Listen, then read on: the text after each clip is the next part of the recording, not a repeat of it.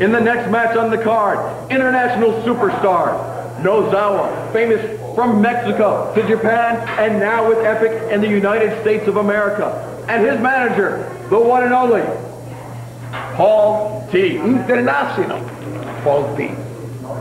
Defeated Hardcore Kid and his manager, not so international, not so well known, El Jefe. Orange County, El Jefe. And one thing we must bring back to you memory of the fan, you go back to International Policia and the fact that New Jack almost completely ripped off the forehead. A grisly scene, Rivera. The Hardcore Kid. So all the credit must be given to the kid because he showed up today. He actually made it here today. He has some balls, Chico Pulion. Huevos. Getting there in the middle of the ring with one of the most formidable proponents of the violent crap from Japan. Nozawa. It was a close match. I'll give Hardcore Kid that. It could have gone either way. But at the end of the night, Nozawa was just too much man for Hardcore Kid to handle. But you know what was next on the card, Rivera? The team of Samoa Joe and Super Dragon representing Team Shizmo defeating the team of American Dragon and his boyfriend Spanky. This was nothing short of a war. Chico, you look at this Samoan Joe, 300 plus pounds. A monster! This guy is a bulldozer in the middle of the ring, leaving complete handprints in the face, in the chest of American Dragon. Do you see that? I saw it, Rivera, and I was frightened. But I was also glad because Samoa Joe is on our team. This man is a monster. He is a Tyrannosaurus Rex of wrestling. He will chew opponents up. He will spit them out, and he will bring them back and chop their chests off just for fun. But the man scoring the pinfall in the match, my man, your man, everybody's man, Super Dragon pins Spanky. SD is a force to be reckoned with. He's making his point time and time again. Last month he did it today again. The supernatural driver. Did anyone really expect Spanky to kick out of it? No. It's in the books. The book is closed and put away on the shelf once he hits that supernatural driver. Ladies and gentlemen, the next match brought us to the presence. Once again, we say this, the most homicide, suicide, genocidal, maniac that has ever graced the square circle.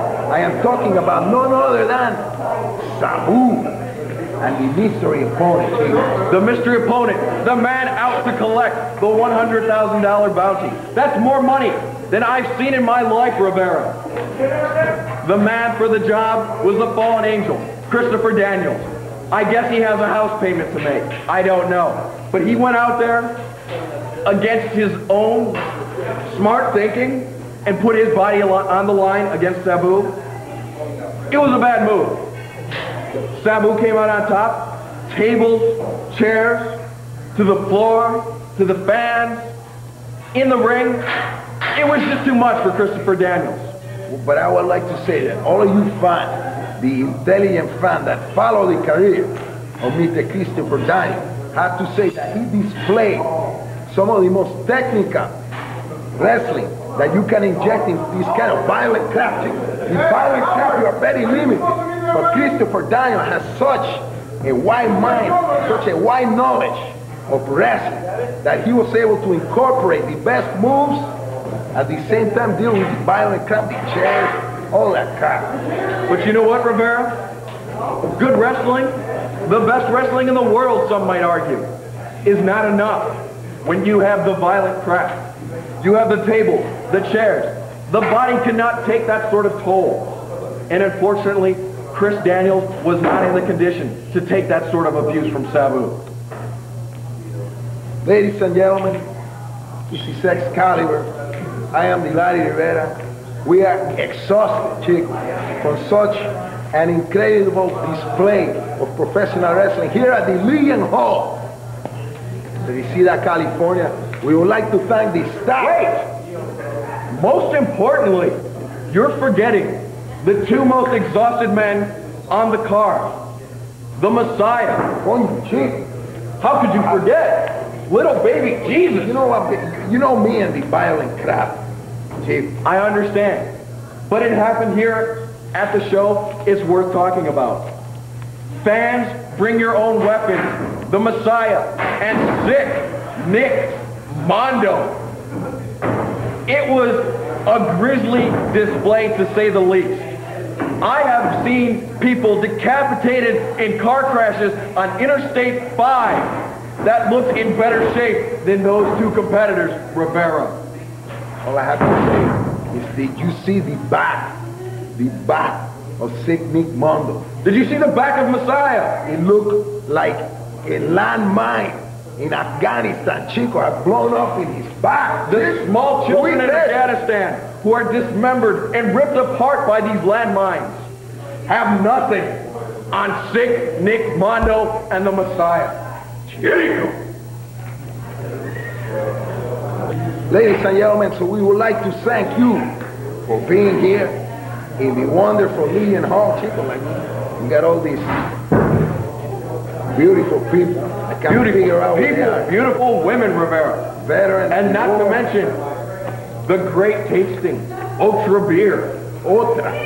Say it again. Otra.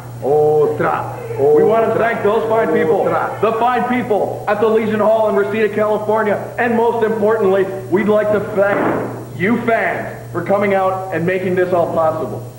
I would like to get more cheers next time. Rivera, I'm sure you would too. But we'll work on that. It's a growing process, so we'll see you next week. Don't forget, Havana peoples. Jake.